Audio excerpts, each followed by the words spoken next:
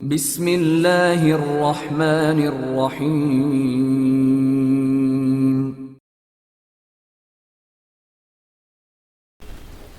بوغا Imran series audio book, مصنف ابن Safi. Juliana Fitz water الجھن میں مبتلا تھی۔ پچھلی رات صفدر نے اسے یہاں تک اطلاع دی تھی کہ عمران گرینڈ کالونی کی عمارت گرین ہاؤس میں داخل ہو چکا ہے۔ اس کے بعد کے حالات اسے معلوم نہیں ہوئے تھے۔ وہ سوچ رہی تھی کہ عمران کو اس طرح پھسلانے والی لڑکیاں کون ہو سکتی ہیں اور اس حرکت کا مقصد کیا ہوگا۔ کیا وہ خود اس معاملے کو دیکھے؟ لیکن پھر یہ سوچ کر غصہ آ گیا کہ عمران اس کا مذاق اڑائے گا۔ وہ پہلے بھی کئی بار ایسے حالات میں اسے بہت شرمندہ کر چکا تھا۔ اس کا کہنا تھا کہ آخر وہ اس کے پیچھے کیوں پڑی رہتی ہے، اس کی نقل و حرکت پر نظر رکھنے کی کوشش کیوں کرتی ہے، اس کے نجی معاملات میں کیوں دخیل ہوتی ہے۔ ایسے مواقع پر جولیا کٹ کر رہ جاتی اور اسے غصہ بھی آتا، مگر وہ مجبور تھی، کیونکہ عمران کے علاوہ اسے کسی اور کی پرواہ نہیں ہوتی تھی کہ وہ زندہ ہے یا مر گیا۔ آفس میں داخل ہو کر اس نے سب سے پہلے یہ معلوم کرنے کی کوشش کی کہ اس کے لیے کوئی پیغام تو نہیں ہے۔ 2 بجے تک وہ الجھن میں مبتلا رہی، کیونکہ صفدر کے ساتھ ہی چوہان، نعمانی اور صدیقی بھی آفس سے غائب تھے۔ خاور سے صرف اتنا ہی معلوم ہو سکا تھا کہ وہ چاروں رات ہی سے کسی اہم کام کے سلسلے میں غائب ہیں۔ کام کی نوعیت کا علم شاید خاور کو بھی نہیں تھا، ورنہ وہ کم از کم جولیا سے تو ہرگز نہ چھپاتا۔ 2:10 پر اس کے مخصوص فون کی گھنٹی بجی اور اس نے مضطربانہ انداز میں ریسیور اٹھا لیا۔ دوسری طرف صفدر ہی تھا۔ میں تنگ آ گیا ہوں ان عمران صاحب سے، صفدر نے کہا۔ کیوں، کیا ہوا؟ جولیا نے بے چینی سے پوچھا۔ رات ہی سے ہم چاروں اس عمارت کی نگرانی کر رہے تھے، لیکن اب اس وقت وہ عمارت سنسان پڑی ہے اور مالک مکان اب اسے کسی دوسرے کرایہ دار کے سپرد کر رہا ہے، صفدر نے کہا۔ وضاحت سے بیان کرو، جولیا جھلا گئی۔ آج صبح 10 بجے کار میں تینوں لڑکیاں باہر نکلی تھیں۔ چوہان نے کار کا تعاقب کیا تھا، کار میں سے وہی تینوں تھیں، عمران ان کے ساتھ نہیں تھا۔ 1:30 بجے چوہان واپس آیا، اس نے بتایا کہ وہ کار تو بحری سفر پر روانہ ہو گئی ہے۔ صفدر کہتا چلا گیا۔ صفدر، کیوں احمقانہ باتوں میں وقت ضائع کر رہے ہو؟ جولیا نے کہا۔ عمران کا معاملہ ہے نا، ہر آدمی پاگل بن کر رہ جاتا ہے، صفدر بولا۔ سیدھی سادی باتیں کرو، جولیا غرائی۔ ارے بھائی، خفا کیوں ہوتی ہو؟ میرا خیال ہے کہ اس بار میاں عمران کی ہڈیوں کا بھی پتہ نہیں چلے گا۔ وہ کار بندرگاہ گئی تھی اور اسے بار برادری کے ڈاک پر لے کر جایا گیا تھا، جہاں کرین کے ذریعے ایک بردار اسٹیمر پر بار کی گئی۔ تینوں لڑکیاں بھی اس اسٹیمر پر سوار ہوئی تھیں۔ عمران وہاں بھی دکھائی نہیں دیا تھا، صفدر نے کہا۔ پھر جب چوہان نے واپس آ کر اس کی اطلاع کی تو میری تشویش بڑھ گئی۔ میں اس سلسلے میں کوئی قدم اٹھانے کے متعلق سوچ ہی رہا تھا کہ ایک گاڑی آ کر رکی، اس پر سے 2 آدمی اترے اور اندر چلے گئے۔ جب وہ واپس آئے تو ان کی گفتگو سے میں نے اندازہ کیا کہ ان میں سے ایک مالک مکان ہے اور دوسرا شاید اس عمارت کو کرائے پر حاصل کرنا چاہتا ہے۔ میری الجھن بڑھ گئی۔ میں نے آگے بڑھ کر مالک مکان سے ان تینوں لڑکیوں کے متعلق پوچھا۔ اس نے کہا کہ محترمہ شالی نے مکان خالی کر دیا ہے، اب میں اسے دوسرے کرایہ دار کو دے رہا ہوں۔ یہ سن کر میں چکرا گیا اور فوراً ہی کسی لٹ جانے والے تاجر کی سی ایکٹنگ شروع کر دی۔ میں نے اسے بتایا کہ 3 لڑکیاں میری زیورات کی دکان پر گئی تھیں، انہوں نے 8,000 کے زیورات خریدے، 3,000 وہیں نقد دے دیے اور 5,000 کے لیے کہا کہ میں اپنا ایک آدمی اس کے ساتھ کر دوں، وہ گھر پہنچ کر ادا کر دیں گی، لہٰذا دکان کا منتظم ان کے ساتھ کر دیا۔ انہوں نے اس عمارت کا پتہ دیا تھا۔ واقعہ 10 بجے کا بتایا۔ مالک مکان اس اطلاع پر بوکھلا گیا۔ میں نے خیال ظاہر کیا کہ وہ لڑکیاں مکان چھوڑ گئی ہیں تو آدمی یقینی طور پر قتل کر دیا گیا ہوگا جو 5,000 روپے وصول کرنے کے لیے ان کے ساتھ آیا تھا۔ کرایہ دار نے مالک مکان کو سہارا دیا، وہ چکرا کر گر ہی پڑا ہوتا۔ میں بڑی کامیابی سے اپنا پارٹ ادا کر رہا تھا۔ پھر میں نے اس مکان کی تلاشی لے ڈالی، لیکن عمران کا کہیں پتہ نہ تھا۔ صفدر نے پوری تفصیل بتا دی۔ تم نے ٹھیک طور پر نگرانی کی ہی نہیں ہوگی، جولیا نے غصیلے لہجے میں کہا۔ خیر، یہ تو میں یا میرے ساتھی ہی بہتر جان سکتے ہیں۔ صفدر کا لہجہ بھی ناخوشگوار تھا، جس کے نتیجے میں جولیا کو خود کو سنبھالنا پڑا اور اس اپنے لہجے میں بے تعلقی پیدا کر کے پوچھا، کیا اسٹیمر کا نام اور گاڑی کے نمبر نوٹ کیے گئے تھے؟ ہاں، اسٹیمر کا نام اسبکرو تھا اور کار کا نمبر بھی نوٹ کرو۔ صفدر نے کار کے نمبر بتائے اور جولیا نے انہیں سامنے پڑے ہوئے پیڈ پر نوٹ کیا۔ اسٹیمر کے متعلق کیا معلومات حاصل کی ہیں؟ جولیا نے پوچھا۔ ابھی تک کچھ بھی نہیں، ویسے وہ پرشین گلف کے لیے روانہ ہوا ہے، صفدر نے بتایا۔ روانہ ہو چکا ہے؟ جولیا نے پوچھا۔ ہاں، 1:40 پر۔ خیر، اب بتاؤ مجھے کیا کرنا ہے؟ کیا تم اس کی اطلاع X2 کو دے سکتی ہو؟ صفدر نے پوچھا۔ ضروری نہیں ہے، جولیا نے یک بیک پھر تیز ہو کر کہا۔ تم نے یہ سب کچھ کس کے لیے حکم پر کیا تھا؟ ہو سکتا ہے عمران کا کوئی نجی معاملہ ہو، جولیا بولی۔ یہ سب کچھ میں نے عمران کے ہی حکم پر کیا تھا، صفدر نے کہا۔ وہ حکم دینے والا کون ہے؟ جولیا نے پوچھا۔ یہ تو میں نہیں جانتا، لیکن کیا میں تمہیں پچھلے احکامات یاد دلاؤں جو تمہاری توجہ سے ہم لوگوں نے وقتاً فوقتاً پہنچتے رہے ہیں؟ کیا تم نے کئی بار یہ نہیں کہا کہ عمران کے معاملات میں ایکس 2 سے مشورہ لینے کی ضرورت نہیں ہے، کیونکہ وہ سوچے سمجھے بغیر کوئی قدم نہیں اٹھاتا، اور یہ ایکس 2 کا ہی حکم تھا، صفدر نے کہا۔ خیر خیر ختم کرو، جولیا نے خشک لہجے میں کہا، لیکن دوسرے احکامات کے منتظر رہو۔ اس نے سلسلہ منقطع کر دیا۔ اب وہ ایکس 2 سے گفت و شنید کرنا چاہتی تھی۔ آج کل وہ ہر وقت دانش منزل ہی میں مل سکتا تھا۔ آج کل کے حالات عجیب تھے۔ جب سے نئی حکومت قائم ہوئی تھی، ہر وقت غیر ملکی سازشوں اور ریشہ دوانیوں کا خدشہ لگا رہتا تھا۔ اس لیے سیکرٹ سروس کے چیف ہونے کی وجہ سے عمران کی مصروفیات اور ذمہ داریاں بڑھ گئی تھیں۔ وہ زیادہ تر اپنی قیامگاہ سے غیر حاضر رہتا تھا۔ یہی وجہ تھی کہ آج کل بلیک زیرو مستقل طور پر بحیثیت ایکس 2 اس کا رول ادا کر رہا تھا، لہذا ہر وقت اسے دانش منزل ہی میں موجود رہنا پڑتا تھا۔ اگر کوئی خاص بات معلوم ہوتی اور وہ خود اس کے متعلق کوئی واضح فیصلہ نہ کر سکتا تو عمران سے رابطہ کرنے کی کوشش کرتا، پھر اس سے جو ہدایات ملتی اس کے مطابق احکامات صادر کرتا۔ جولیا نے اس سے فون پر رابطہ قائم کر کے عمران کے حالات سے آگاہ کیا۔ اچھا، دوسری طرف سے ایکس 2 کی تھرائی ہوئی آواز سنائی دی، مگر اس نے مجھے اس معاملے سے آگاہ نہیں کیا، جس کا مطلب یہی ہو سکتا ہے کہ اسے اس کا موقع ہی نہیں مل سکا۔ اچھی بات ہے، تم جہاں ہو وہیں ٹھہرو اور اپنے آدمیوں میں سے کسی کو بھی ادھر ادھر نہ ہونے دو۔ میں بندرگاہ کے آفیسروں سے سبق روح کے متعلق پوچھ گچھ کر کے تمہیں اطلاع دوں گا۔ ایکس 2 کی آواز سنائی دی اور پھر سلسلہ منقطع ہو گیا، اور جولیا اس کی دوسری کال کے انتظار میں ایک ایک پل شمار کرنے لگی، ساتھ ہی دلی دل میں عمران کو برا بھلا بھی کہتی جا رہی تھی، جس کی وجہ سے اکثر اس کا ذہنی توازن بگڑنے لگتا تھا۔ تقریباً آدھے گھنٹے کے بعد اس نے بلیک زیرو کی کال ریسیو کی۔ وہ کہہ رہا تھا، ہاں دیکھو، اس بکرو پرشین گلف کے لیے روانہ ہوا ہے اور اس کی کار یقینی طور پر بار کی گئی تھی، مگر ٹھہرو، تمہارا بیان ہے کہ کار میں صرف وہی لڑکیاں موجود تھیں، عمران نہیں تھا؟ ایکس 2 نے پوچھا۔ صفدر کا یہی بیان ہے جناب، جولیا نے کہا۔ ٹھیک ہے، تو پھر درست ہی ہوگا، اور مجھے یقین ہے کہ صفدر نے نگرانی بھی بخوبی کی ہوگی، وہ کافی ہوشیار ہے۔ ہاں، تو گاڑی کا ماڈل اور میکر کیا تھا؟ ایکس 2 نے پوچھا۔ اوہ، یہ تو نہیں معلوم ہو سکا جناب، صفدر نے نہیں بتایا۔ حالانکہ مارک کرنے کی چیز یہی تھی، آخر تم لوگ اپنی عقلیں پوری طرح کیوں استعمال نہیں کرتے؟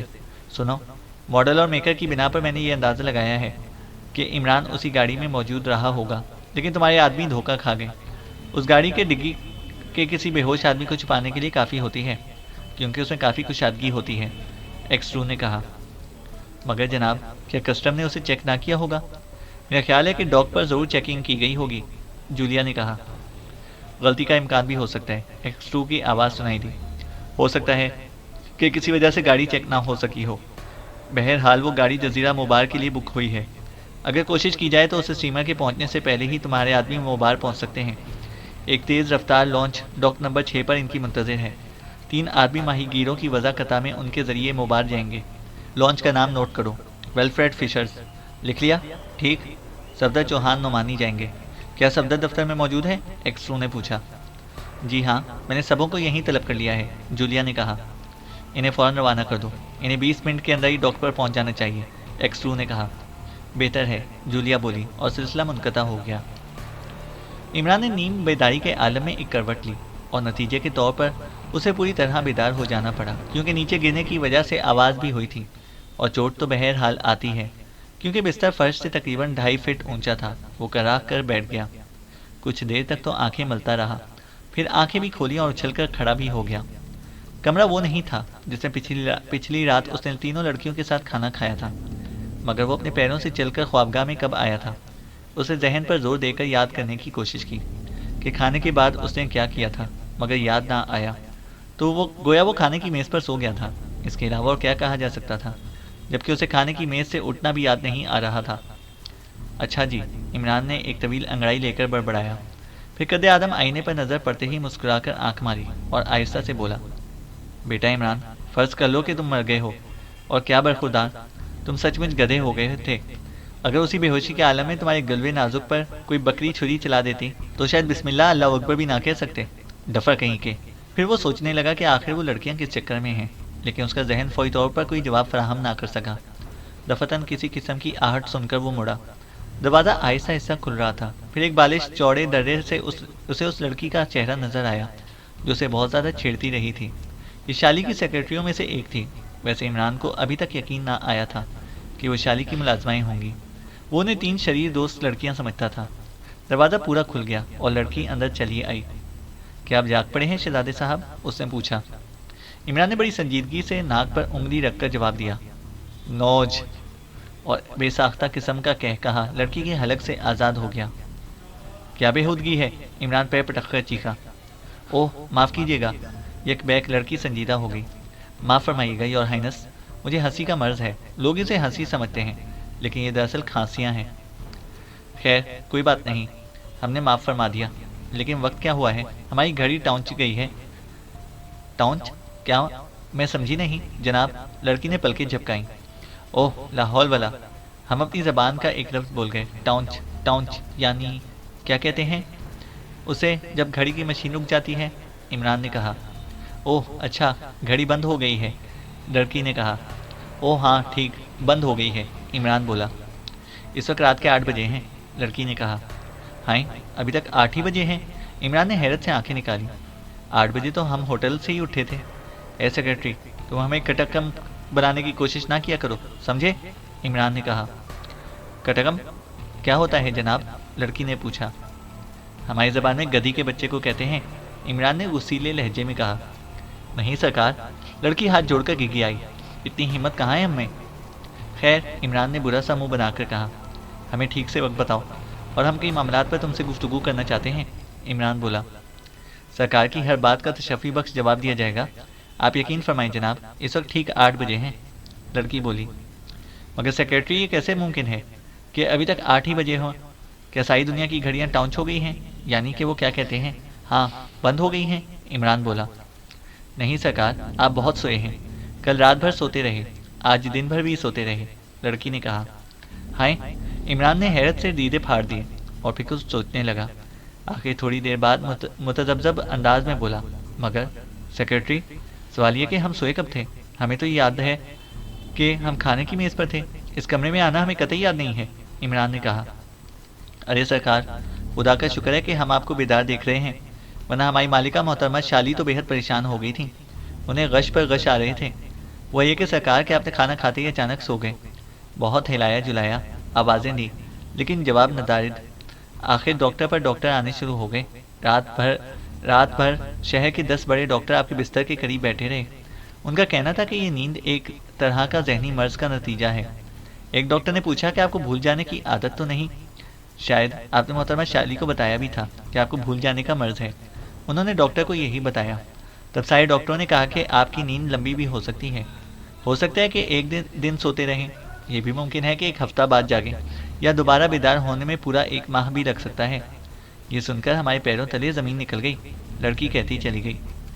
میرے خدا، پیروں تلے سے زمین نکل گئی؟ عمران نے خوفزدہ لہجے میں پوچھا، پھر یوں ہی سا ہنس کر بولا، نہیں جھوٹ، ارے یہ تو محاورہ ہے سرکار، پیروں تلے سے زمین نکل جانے کا مطلب ہے بہت زیادہ پریشان ہو جانا، لڑکی نے کہا۔ آہا محاورہ، ہم نے محاورے کے متعلق کچھ پڑھا تو تھا، بڑے عجیب عجیب محاورے پڑھے تھے۔ ارے ہاں، تو ہم یہ معاملہ تو بھول ہی گئے۔ سیکرٹری، کیا واقعی ہم اسی طرح سوئے تھے؟ عمران نے پوچھا۔ محترمہ شالی سے پوچھ لیجئے سرکار، غلط ہو تو گردن اڑا دیجیے گا، مگر خدا کا شکر ہے کہ آپ ہوش میں آ گئے۔ ٹھہریے، میں محترمہ شالی کو خوشخبری سنا دوں، آپ کا یہ حال دیکھ کر ان پر دل کے دورے پڑنے لگے ہیں، وہ کہتی ہیں کہ اگر پرنس کو کچھ ہوا تو میں بھی زہر کھا کر مر جاؤں گی۔ اوفو، کتنی دشواریوں میں پڑھ کر ہم آپ کو یہاں تک لائے ہیں، لڑکی نے کہا۔ کہاں تک لائے ہو؟ ارے کیا ہم اس محل میں بھی نہیں ہیں؟ عمران نے پوچھا۔ نہیں جناب، آپ کے لیے ڈاکٹروں کا یہ مشورہ تھا کہ آپ کو کسی پرفضا مقام پر لے کر جایا جائے جہاں کی آب و ہوا دارالحکومت کی آب و ہوا سے بہتر ہو، لہٰذا ہم آپ کو اس جزیرے میں لے کر آئے ہیں، لڑکی نے کہا۔ ہائیں، جزیرے میں؟ کس جزیرے میں؟ کہاں لائے ہو؟ عمران کی آنکھیں پھر حیرت اور خوف سے پھیل گئیں۔ بڑی عمدہ جگہ ہے سرکار، جنت کا نمونہ سمجھ لیجئے۔ اب اس وقت تو باہر اندھیرا ہے، ورنہ کھڑکیاں کھول دیتی، لڑکی نے کہا۔ اوہ ختم کرو، یک بیک عمران جھلا گیا۔ ہمارے سیکرٹریوں میں سے کسی کو بلاؤ، عمران نے کہا۔ مجھے بھی اپنی ہی سیکرٹری تصور فرمائیے، لڑکی نے کہا۔ نہیں فرماتے، تم کون ہو ہمیں مشورہ دینے والی؟ ہمارے آدمیوں کو بلاؤ، عمران نے کہا۔ یہاں آپ کا کوئی آدمی نہیں ہے، لڑکی نے کہا۔ یہ کیسے ممکن ہے؟ ہم کہیں بھی تنہا نہیں جاتے، ہمارے ساتھ ہمارے آدمی ضرور ہوتے ہوں گے، عمران نے کہا۔ آپ اس کنیز کی بات بھی تو سنیے سرکار، بھلا آپ کے آدمیوں کو کیا معلوم کہ آپ یہاں تشریف فرما ہیں؟ ہمیں ان کا پتہ کب معلوم تھا کہ ہم انہیں اس کی اطلاع دیتے؟ بس چپ چاپ آپ کو لے کر یہاں چلے آئے۔ لڑکی نے کہا، یہ کیا بےہودگی ہے؟ عمران پیر پٹک کر بولا، ہم یہاں چلے آئے اور ہمارے آدمیوں کو اس کا علم ہی نہیں ہے؟ اگر کوئی ریاست کا دشمن ہمیں گمنامی میں قتل کر دے تو؟ عمران بولا۔ ارے توبہ توبہ، لڑکی اپنا منہ پیٹنے لگی۔ آپ ہمیں اپنی ریاست کا دشمن کیوں سمجھتے ہیں؟ کیا ہم آپ کو اس وقت قتل نہیں کر سکتے تھے سرکار جب آپ پر وہ عجیب و غریب نیندیں طاری ہوئی تھیں؟ لڑکی نے کہا۔ عمران کسی سوچ میں پڑ گیا، پھر سر ہلا کر بولا، ہاں یہ تو تم ٹھیک کہہ رہی ہو تم، مگر یہ بتاؤ کہ ہم اسے کیا سمجھیں؟ کیا تم ایسا نہیں کر سکتی تھی کہ حکومت کو ہماری اس دین کی اطلاع دیتی؟ تمہیں یہی کرنا چاہیے تھا۔ اب ہمارے آدمی کتنے چکلاش ہو رہے ہوں گے۔ جی کیا فرمایا؟ کیا ہوں گے؟ لڑکی نے کہا۔ اوہ ہم پھر اپنی زبان کا ایک لفظ بول گئے، چکلاش، یعنی کہ اسے کیا کہتے ہیں؟ مطلب یہ کہ بدحواس ہو گئے ادھر ادھر دوڑتے پھر رہے ہوں گے۔ عمران بولا، مجھے یقین ہے کہ ایسا ہی ہو رہا ہوگا، لیکن آپ دل جانتے ہیں؟ دل؟ لڑکی نے کہا۔ دل؟ عمران سینے پر ہاتھ رکھ کر بولا، یعنی کہ کپولی؟ بس محترمہ شالی دل کے ہاتھوں مجبور تھی۔ لڑکی نے کہا، یعنی کہ کپولن کے ہاتھوں؟ عمران نے حیرت سے کہا، کپولن کیا؟ میں نہیں سمجھی سرکار۔ ارے کچھ نہیں، عمران نے کچھ سوچتے ہوئے مایوسانہ انداز میں کہا، ہماری زبان میں مرد کے دل کو کپولی اور عورت کے دل کو کپولن کہتے ہیں۔ مگر وہ دل کے ہاتھوں کیوں مجبور تھی؟ اول تو ہمارے خیال سے دل کے ہاتھ پیر نہیں ہوتے، اور فرض کرو کہ ہوتے بھی ہوں گے تو ہمارا کیا بگاڑ لیں گے؟ ہم 303 جنگ بہادر چھوٹے شاہ ہیں۔ عمران نے کہا، مجھے علم ہے سرکار، میں نے اس لیے کہا تھا کہ آپ کو یقین نہ کریں گے، کیونکہ خود مجھے بھی محترمہ شالی کی کہانی پر یقین نہیں۔ اس کا کہنا ہے کہ وہ 5 سال سے آپ کو خواب میں دیکھتی رہی ہیں، اور وہ یہ بھی بتاتی ہیں کہ خواب ہی میں آپ انہیں بتایا کرتے تھے کہ آپ کسی اسٹیٹ کے پرنس ہیں، لیکن آنکھ کھلنے پر انہیں اسٹیٹ کا نام یاد نہیں رہتا تھا۔ جب آپ نے بتایا تو انہیں یاد آ گیا۔ آپ انگریزی تو بہت اچھی بولتے ہوں گے پرنس، اب ہم انگریزی ہی میں گفتگو کیا کریں گے، لڑکی نے کہا۔ عمران نے کان کھڑے کرنے چاہے مگر موقع نہ تھا، البتہ اسے اس بات کا جواب تو دینا ہی تھا۔ اس نے بڑے شرمیلے لہجے میں کہا، نہیں، یہی میرا سب سے کمزور مضمون تھا۔ اگر 2 آدمی تیزی سے بولنا شروع کر دیں تو ہم کچھ سمجھ ہی نہیں سکیں گے۔ اسی کمزوری کی بنا پر ہم نے ابھی تک مغربی ممالک کا دورہ نہیں کیا۔ پڑھنے میں یہ حال ہے کہ کبھی کبھی تفریحاً ڈکشنری کی مدد سے انگریزی اخبارات کے اشتہار پڑھ لیا کرتے ہیں۔ اگر ایسا نہ کریں تو پھر ہمیں کیسے معلوم ہو کہ آج شہر کی تفریح گاہوں میں کیا ہوگا؟ عمران نے کہا۔ اچھا تو خیر، لڑکی نے مردہ دلی ظاہر کرتے ہوئے کہا، مجبوری ہے، پھر ہم اردو میں ہی گفتگو کریں گے۔ یہی بہتر ہے، عمران نے خوش ہو کر کہا، اس طرح ہماری اردو بہتر ہو سکے گی۔ اوہ ہم پھر بھول گئے، آخر ہم ہیں کہاں؟ پرنسس شالی کہاں ہیں؟ عمران نے پوچھا۔ محترمہ شالی کی نہ پوچھیے، وہ آپ کے غم میں دیوانی ہو رہی ہیں، لڑکی نے ٹھنڈی سانس لے کر غمناک لہجے میں کہا، اور اب انہیں زیادہ غم ستائے گا، کیونکہ آپ نہ انگریزی میں گفتگو کر سکتے ہیں اور نہ ہی اچھی طرح سمجھ سکتے ہیں۔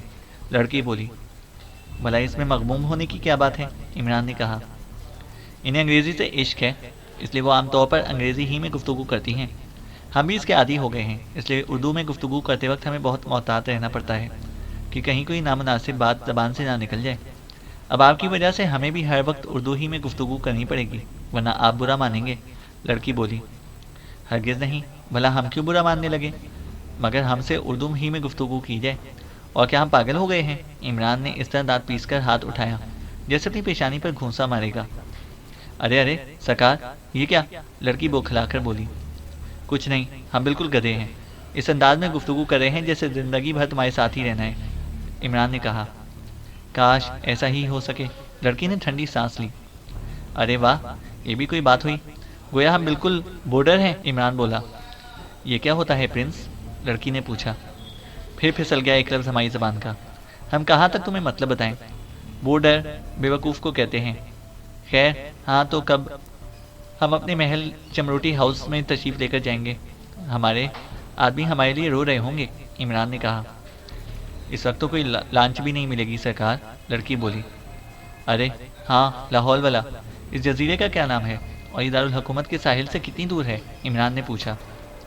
آپ جزیرہ مبار میں ہیں، جو ساحل سے صرف 20 میل کے فاصلے پر ہے، لڑکی نے کہا۔ خیر پرواہ نہیں، ہمیں تیرنا بھی آتا ہے، عمران بولا۔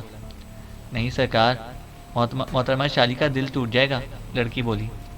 کیوں ٹوٹ جائے گا؟ ہماری سمجھ بھی نہیں آتا کہ آخر ادھر والوں کا دل ہے کیا بلا، جو ہاتھ پیر بھی رکھتا ہے اور ٹوٹ بھی سکتا ہے۔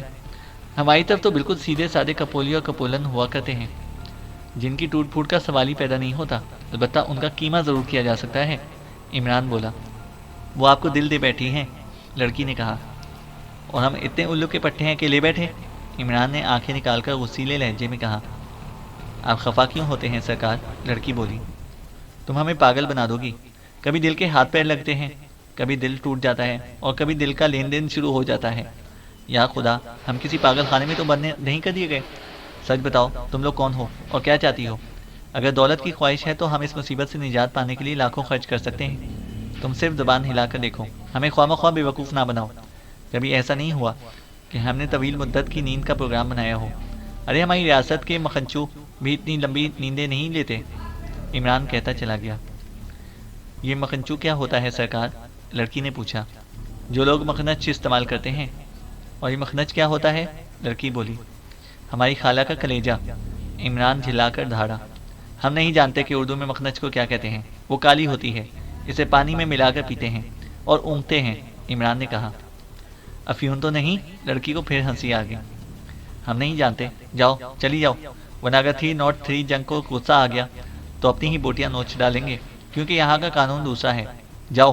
عمران دھاڑا، اور حلق پہاڑ کا دھاڑا تھا، اور لڑکی اس طرح سر پر پیر رکھ کر بھاگی کہ پھر پلٹ کر دیکھا بھی نہیں۔ تنہائی میں پھر عمران نے دیدے نچانے شروع کر دیے اور پھر لڑکی کی طرف جھپٹا۔ اس کمرے میں ایک برقی ٹیبل لیمپ روشن تھا، جس کی روشنی شیڈ دار ہونے کی وجہ سے محدود دائرے میں پھیل رہی تھی۔ عمران نے کھڑکی کھول دی، لیکن دوسرے ہی لمحے میں ایسا معلوم ہوا جیسے کسی نے چہرے پر برف کا برادہ کھینچ مارا ہو۔ ہوا بھی مرطوب تیز اور بے حد سرد تھی۔ مجبوراً کھڑکی بند کر دینی پڑی، اور باہر تو اندھیرے کے علاوہ اور کچھ بھی تھا بھی نہیں۔ رفتاً پھر قدموں کی آہٹ سنائی دی اور شالی کی دوسری سیکرٹری کمرے میں داخل ہوئی۔ کیا بات ہے؟ عمران اسے پھاڑ کھانے کی دوڑا۔ آپ نے مجھے طلب فرمایا ہے سرکار؟ لڑکی نے سہم کر پوچھا۔ نہیں نہیں نہیں۔ عمران نہ جانے کیوں بے حد چڑچڑا نظر آنے لگا تھا۔ تو پھر آپ کی کیا خدمت کر سکتی ہوں؟ لڑکی نے پوچھا۔ بس اب ہمیں جہنم میں جھونک دو، عمران نے کہا۔ محترمہ شالی نے کہا ہے کہ لباس تبدیل فرما لیجیے، کچھ لوگ حضوری کے خواہاں ہیں، لڑکی نے سہمے ہوئے انداز میں کہا۔ محترمہ شالی کو یہیں بھیج دو، ہم ان سے گفتگو کرنا چاہتے ہیں، عمران نے کہا۔ حضور، وہ اس وقت چند مہمانوں کے درمیان ہیں اور چاہتی ہیں کہ ان مہمانوں کو آپ کے حضور باریاب کریں، لڑکی نے کہا۔ ہائیں ہائیں، اس پورے جملے کا کیا مطلب ہوا؟ عمران نے احمقانہ انداز میں پوچھا۔ مطلب یہی ہوا سرکار، وہ لوگ آپ کی خدمت میں حاضر ہوئے ہیں، آپ کا دیدار کرنا چاہتے ہیں، لڑکی نے کہا۔ ہم کسی سے بھی نہیں ملیں گے، دفع ہو جاؤ، جاؤ نکلو یہاں سے۔ عمران گھوسا تان کر اس کی طرف جھپٹا، اور وہ بھی بدحواسی کے عالم میں رخصت ہو گئی۔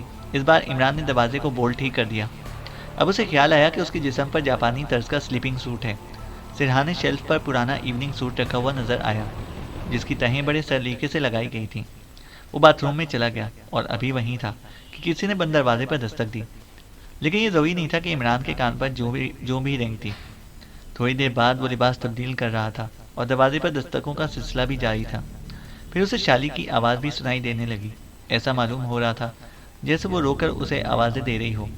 عمران نے پھر الوؤں کی طرح دیدے نچائے اور کھوپڑی سہلاتا ہوا دروازے کی طرف بڑھنے لگا۔ اس کی سمجھ بھی نہیں آ رہا تھا کہ وہ کس چکر میں پھنس کر رہ گیا ہے۔ کھولیے پرنس، دروازہ کھولیے، مجھ پر رحم کیجیے۔ عمران نے دروازہ کھول دیا۔ سامنے شالی کھڑی تھی۔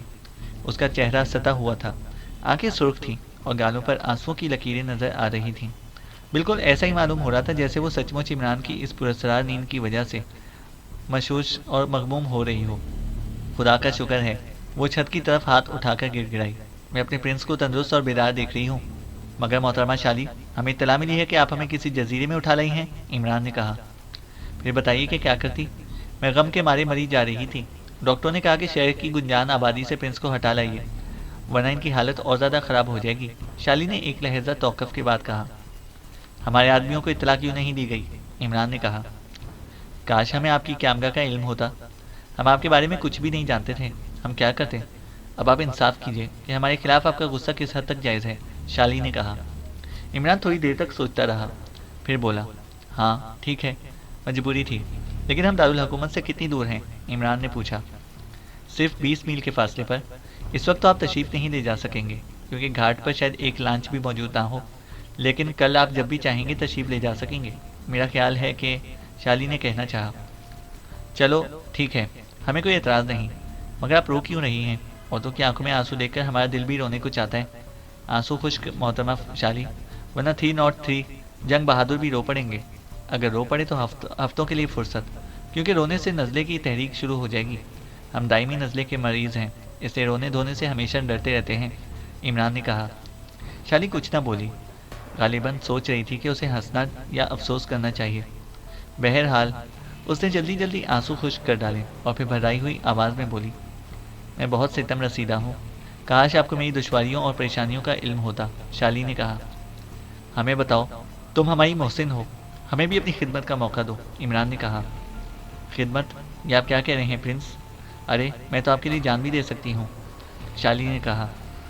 اوفو، اب ہمیں اتنے شرمندہ نہ کرو، ہمیں افسوس ہے کہ ابھی ہم تمہاری خادماؤں پر خفا ہوئے تھے، مگر کیا کریں، وہ ہمیں دیکھ کر ہنستی ہیں اور ہمیں غصہ آ جاتا ہے، عمران بولا۔ آپ بالکل برا نہ مانیے، وہ آپ کو دیکھ کر خوش ہوتی ہیں، ہنسی کا مطلب کچھ اور نہیں ہوتا، بیچاریوں نے ساری زندگی میں پہلی بار کوئی شہزادہ دیکھا ہے۔ اچھا اب خاصا تناول فرما لیجیے، لڑکی نے کہا۔ خاصا کیسے تناول فرماتے ہیں؟ عمران نے حیرت سے پوچھا۔ اوہ مطلب یہ کھانا کھا لیجیے، لڑکی بولی۔ ذرا ٹھہریے، یہ نئے الفاظ والا جملہ مجھے لکھ لینے دیجیے۔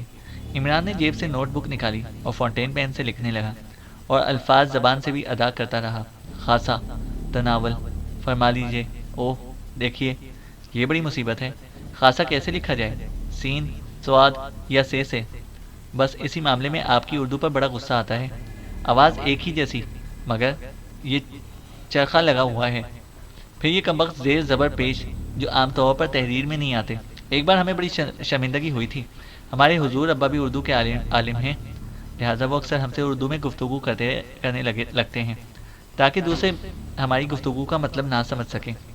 جب ہم اردو سیکھ ہی رہے تھے، ایک دن ہم نے مکالمہ پڑھا جس میں کسی نے کسی سے پوچھا تھا کہ کیا تمہیں میری یاد آتی تھی؟ اس پر جواب دینے والے نے کہا کہ آپ کی یاد تو دم کے ساتھ ہے۔ اسی دن حضور ابا نے کسی معاملے میں پوچھ لیا کہ چھوٹے شاہ، ہم تمہیں یاد آئے تھے؟ ہم نے نہایت اطمینان سے جواب دیا، علی جا، آپ کی یاد تو دم کے ساتھ ہے، یعنی ہم نے دم پر پیش لگا دیا۔ حضور ابا کو جلال آیا، ہم کتاب لینے دوڑے گئے جس میں یہ جملہ لکھا پڑا تھا۔ حضور ابا نے دیکھا اور سر مبارک پیٹ لیا، کہنے لگے یہ بڑی مصیبت ہے۔ اچھا اب ہم اردو کی کوئی ایسی کتاب دیکھنا پسند نہیں کریں گے جو معرب نہ ہو۔ ساری ریاست میں اعلان کر دیا کہ اردو کی ساری کتابیں محکمہ تعلیم کے سربراہ کے دفتر میں جمع کر دی جائیں۔ 2 ہی دن میں ہزاروں کتابوں کا ڈھیر لگ گیا۔ حضور ابا کو اس کام کے لیے ایک الگ محکمہ قائم کرنا پڑا جو دن رات مطبوعہ کتابوں میں زیر زبر پیش لگایا کرتا ہے۔ بہرحال اس کے بعد ہم اس قابل ہوئے تھے کہ آلو اور الو میں تمیز کر سکیں، عمران کہتا چلا گیا۔ جیسے ہی وہ سانس لینے کے لیے رکا، شالی نے ہاتھ اٹھا کر کہا، خاصا، سواد سے لکھیے۔ عمران نے جملہ لکھ کر اس کے معنی لکھے۔ اس وقت اس کا طرز تحریر بالکل بچوں کا سا تھا، بالکل ایسا ہی معلوم ہو رہا تھا جیسے کسی مبتدی بچے نے کوئی جملہ لکھنے کی کوشش کی ہو۔ نوٹ بک اور فاؤنٹین پین جیب میں رکھ کر اس نے کہا، چلیے۔ وہ اسے ایک بڑے کمرے میں لائی۔ یہ ڈرائنگ روم تھا اور یہاں ان دونوں لڑکیوں کے علاوہ ادھیڑ عمر کا ایک مرد بھی موجود تھا جس کے چہرے سے ہی مکاری ٹپکتی تھی۔ یہ ایک نامی ایڈوکیٹ ہیں پرنس، شالی نے کہا، مسٹر داراب، میرے مشیر قانون، اور آپ پرنس آف چمچم چمروٹی، شالی نے تعارف کرایا۔ میرے آداب قبول فرمائیے یور ہائنس۔ وہ سینے پر ہاتھ رکھ کر جھکا۔ ہمیں تم سے مل کر خوشی ہوئی قانون داں۔ عمران نے مسافر کے لیے ہاتھ بڑھایا جو نہایت ادب سے ہاتھوں میں لیا گیا۔ آپ یہاں خوش ہیں نا جناب؟ وکیل نے پوچھا۔ نوج، عمران نے نہایت سنجیدگی سے ناک پر انگلی رکھ کر کہا۔ دونوں لڑکیاں منہ دبا کر کمرے سے باہر بھاگ نکلی۔ وکیل کی آنکھیں حیرت سے پھیل گئیں اور شالی اپنا نچلا ہونٹ چبانے لگی۔ پھر وہ جلدی سے بولی، اوہ تشریف رکھیے نا پرنس، کب تک کھڑے رہیں گے؟ اوہ ہاں ٹھیک ہے۔ عمران اسی ذرا نگار کرسی پر بیٹھ گیا جو شاید خصوصیت سے اسی کے لیے بچھائی گئی تھی۔ یہ کیا قصہ ہے؟ وکیل نے انگریزی میں شالی سے پوچھا۔ انہی دونوں کی بےہودگی ہے، شالی نے بھی انگریزی میں ہی جواب دیا۔ انہوں نے اسے سمجھایا ہے کہ ناک پر انگلی رکھ کر نوچ کہنے سے اسبات میں زور پیدا ہوتا ہے، شالی نے کہا۔ وکیل کسی سوچ میں پڑ گیا اور شالی نے عمران سے بولی، پرنس آپ کو ناگوار تو نہ گزرے گا اگر ہم آپس میں انگریزی بول لیں؟ نہیں، عمران نے سر ہلا کر جواب دیا۔ ہمیں کیا اعتراض ہو سکتے ہیں؟ آپ کی خادمہ ہمیں بتا چکی ہیں کہ آپ عام طور پر انگریزی میں گفتگو کرنے کی عادی ہیں، عمران نے کہا۔ آپ بھی انگریزی میں ہی مشق کر لیجیے نا، شالی ٹھنک کر بولی۔ ہمارے لیے مشکل ہے، ہمیں اس زبان سے اتنا پیار نہیں ہے کہ ہم اس کے لیے محنت کر سکیں، بس پسند ہے اپنی اپنی، البتہ انگریزی لباس ہمیں پسند ہے، عمران نے کہا۔ مجھے شبہ ہے شالی، وکیل نے انگریزی میں کہا۔ مگر میں قطعی مطمئن ہوں، شالی نے کہا، تم ابھی بچی ہو۔ خیر میں دیکھوں گا، وکیل نے کہا اور سگریٹ کیس نکال کر عمران کے سامنے پیش کرتا ہوا اردو میں بولا، ملاحظہ کیجیے، ہمیں کسی مل کی چمنی بننے سے کوئی دلچسپی نہیں ہے، عمران نے برا سا منہ بنا کر کہا۔ اوہ کتنا پیارا جملہ ہے، واہ، وکیل خوش آمدانہ انداز میں ہنسنے لگا۔ شالی نے بھی داد دی اور عمران کسی خوش آمد پسند آدمی کی طرح خوش نظر آنے لگا۔ دفتراً وکیل نے شالی کو مخاطب کر کے انگریزی میں کہا، یہ انتہائی درجہ بد اخلاق کمینہ اور بےہودہ آدمی معلوم ہوتا ہے، میرا دل چاہتا ہے کہ جتنی بھی گالیاں یاد آ سکیں اسے سنا دوں۔ عمران نے سب کچھ سنا، لیکن اس کی بے تعلقی میں ذرہ برابر بھی فرق نہیں آنے پایا۔ وہ سمجھتا تھا کہ وکیل اس کا امتحان کرنا چاہتا ہے۔ ظاہر ہے کہ ایسے موقع پر عمران نے ایک ایسی شاندار اداکاری کا مظاہرہ کیا ہوگا۔ اب وہ دونوں اس کے چہرے پر اپنے رویے کا رد عمل ٹٹول رہے تھے، لیکن شاید انہیں ناکامی ہی ہوئی تھی، کیونکہ دوسرے ہی لمحے میں وکیل نے کہا، دل نہیں چاہتا کہ یقین کر لوں، مگر فی الحال یقین کر لینے کے علاوہ اور کوئی چارہ بھی نہیں ہے۔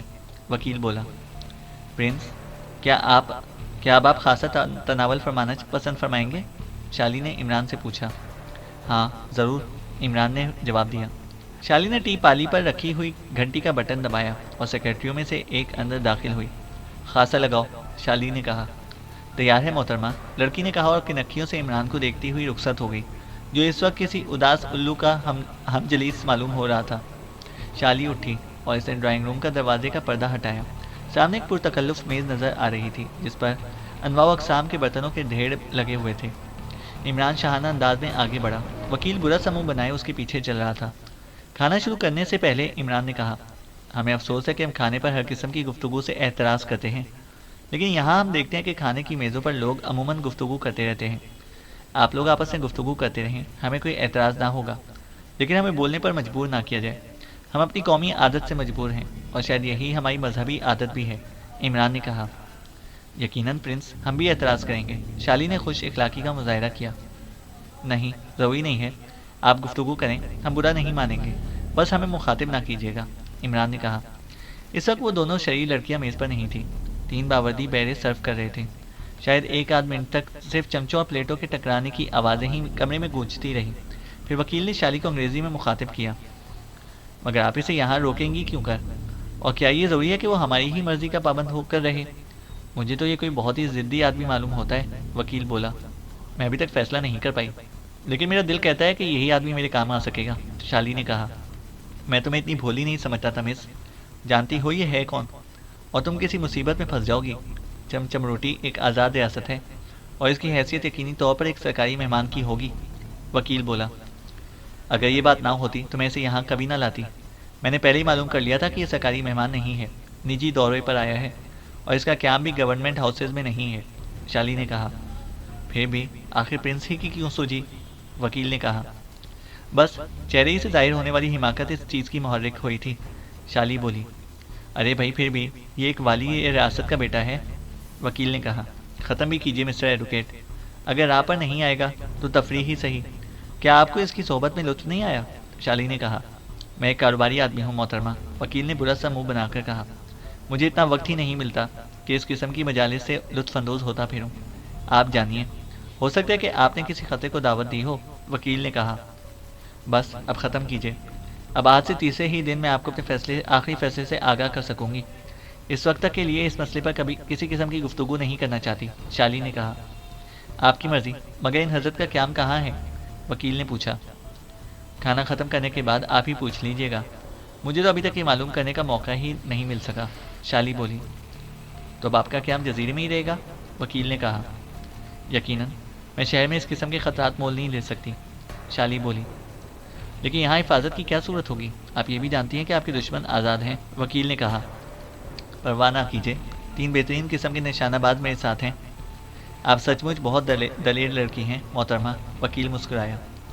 ضرورت سب کچھ بنا دیتی ہے، ورنہ میں تو ایک کمزور اور ڈرپوک سی لڑکی تھی جسے دن رات ناچنے اور گانے کے علاوہ اور کوئی کام نہیں رہتا تھا، شالی بولی۔ واقعی آپ میں حیرت انگیز تبدیلیاں ہوئی ہیں۔ میں آپ کو اتنی مضبوط دل والی لڑکی نہیں سمجھتا تھا۔ اب مجھے یقین ہے کہ کامیابی آپ کے قدم چومیں گی، ورنہ میں تو مایوس ہو چکا تھا، وکیل نے کہا۔ لفظ مایوسی سے مجھے نفرت ہے، شالی نے کہا۔ عمران کسی افیونی کی طرح گرد و پیش سے بظاہر لاپرواہ کھانے میں مشغول تھا۔ چینل کو سبسکرائب کریں اور بیل آئیکن کو پریس کریں تاکہ ہماری ہر اپڈیٹ آپ کو بر وقت مل سکے۔